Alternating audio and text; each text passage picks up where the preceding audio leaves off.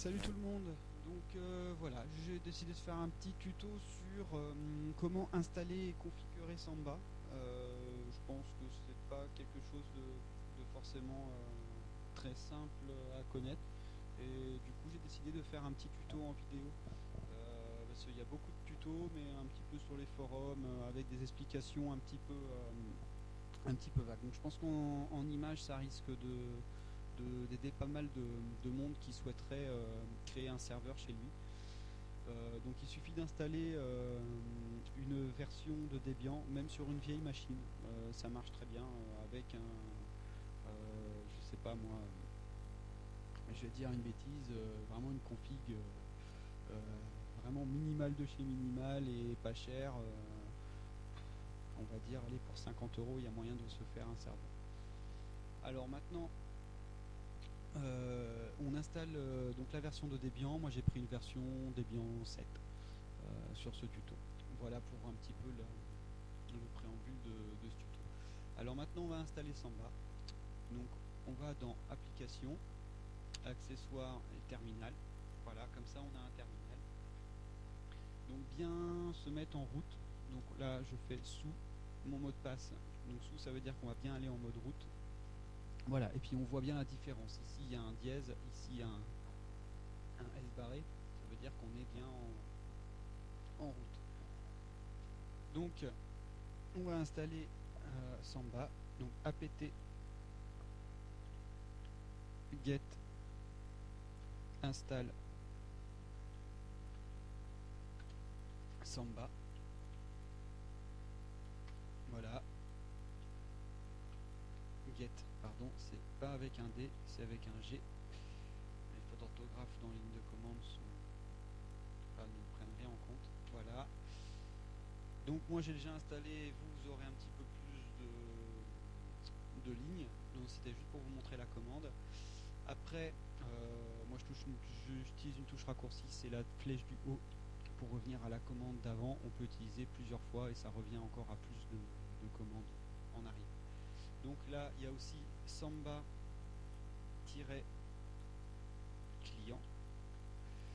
Voilà, donc à installer aussi. Voilà, une fois que c'est fait, c'est fait. Et on a aussi Samba Common, comme ça. Donc voilà. Ah, dans ces cas-là, il faut peut-être mettre un tiret. Voilà, donc Samba Common. Une fois qu'on a exécuté ces trois commandes-là, il suffit d'aller sur le fichier de configuration de Samba. Alors, je vais vous montrer comment on fait. Donc, nano, c'est la commande qui dit écris-moi dans le... Enfin, va chercher, mais dans un fichier texte. C'est un petit peu comme le bloc-notes de Windows, si on peut faire une comparaison. Ici, donc, on a... Là, il faut connaître le chemin, donc c'est etc samba smb.conf. Voilà. Ici, on a tout notre fichier Samba. Donc tout simplement, ce qu'on va faire, c'est on édite un premier dossier entre crochets global. Toutes les données qu'il y aura entre dièses, c'est juste des commentaires. C'est pour que ce soit plus simple à la lecture.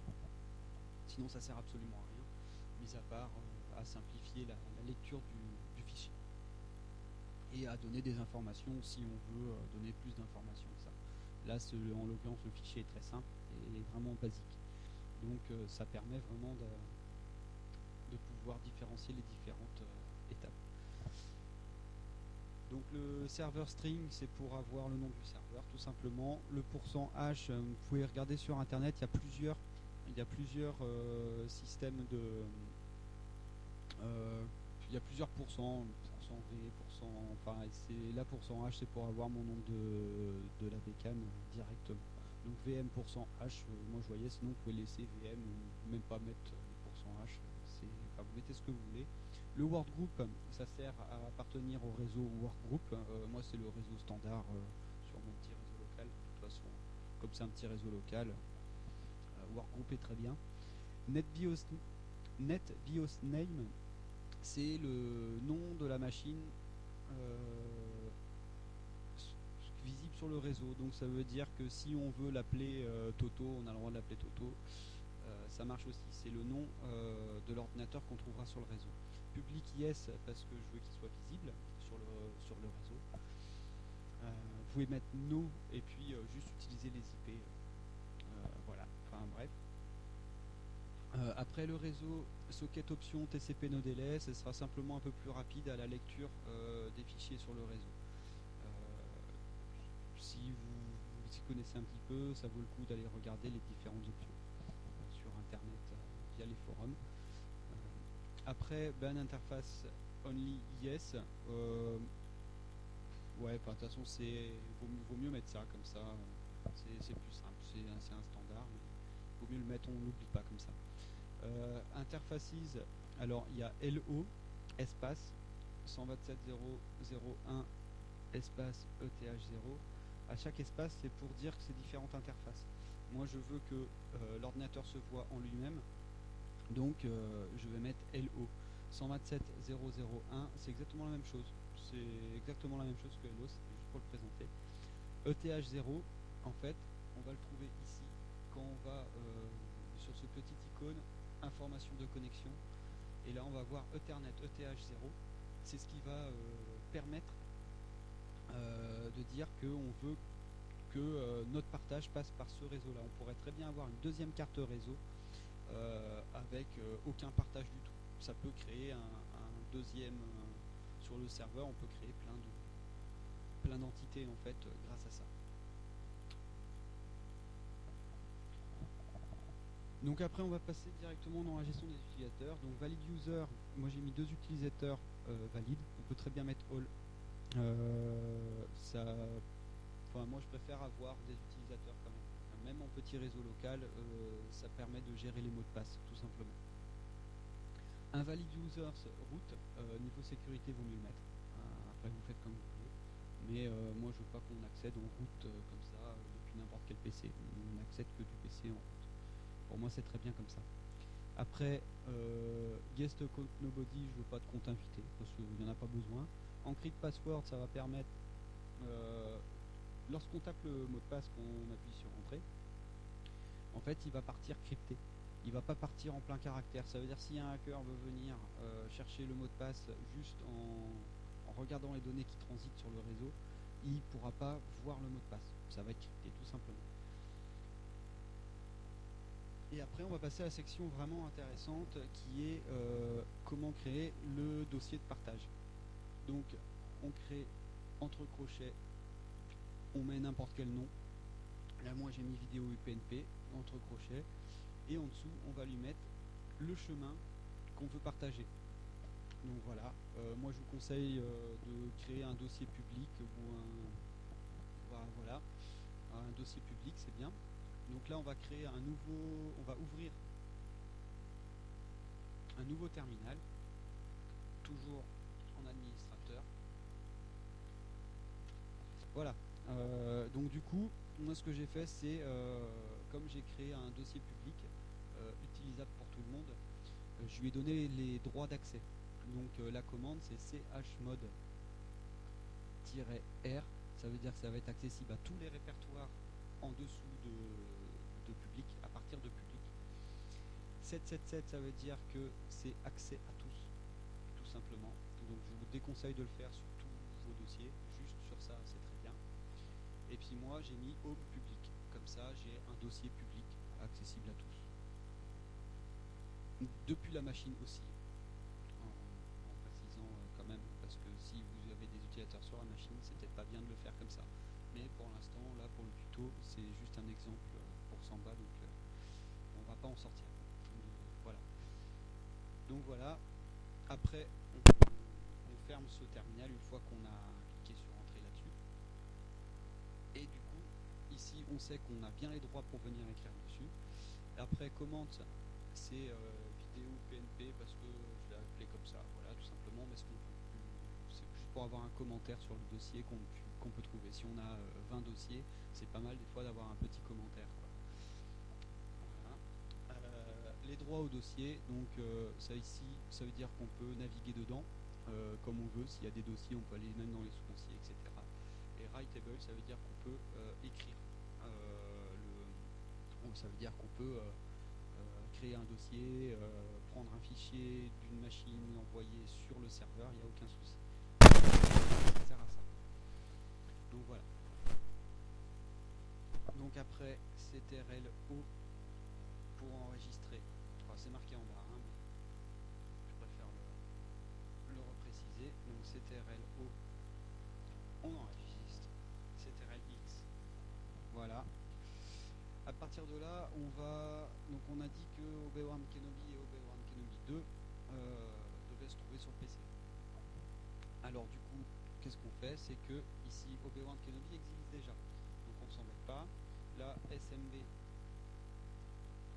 passe WD-A et là, ça veut dire qu'on va créer l'utilisateur et lui donner le mot de passe. Donc on tape l'utilisateur Obi-Wan Kenobi.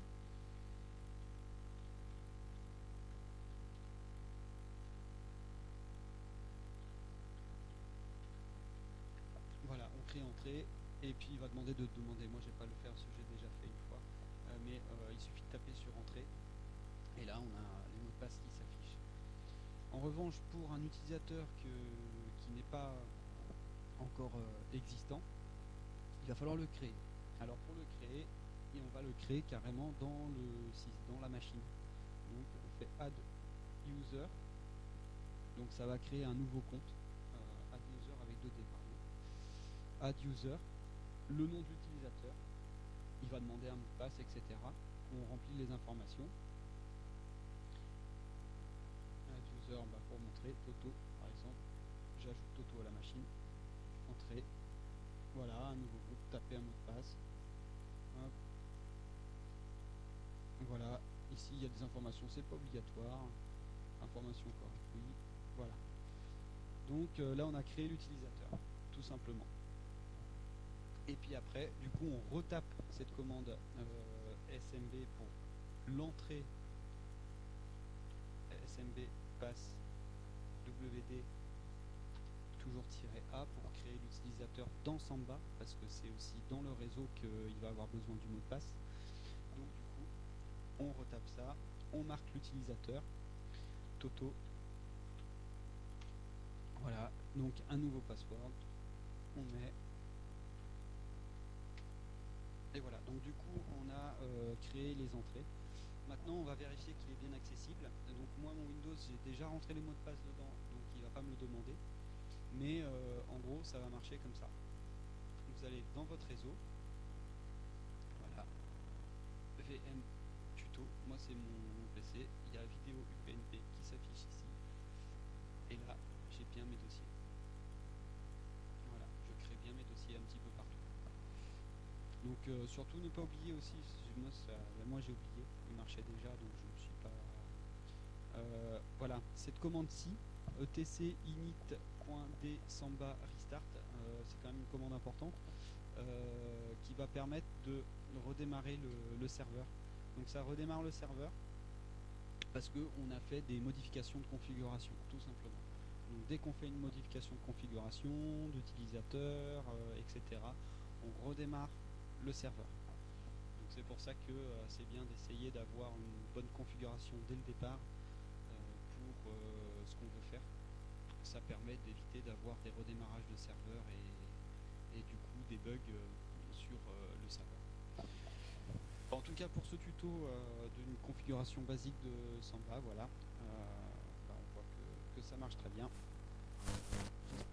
Ça vous a bien aidé et si ça a bien marché pour vous, si vous pouvez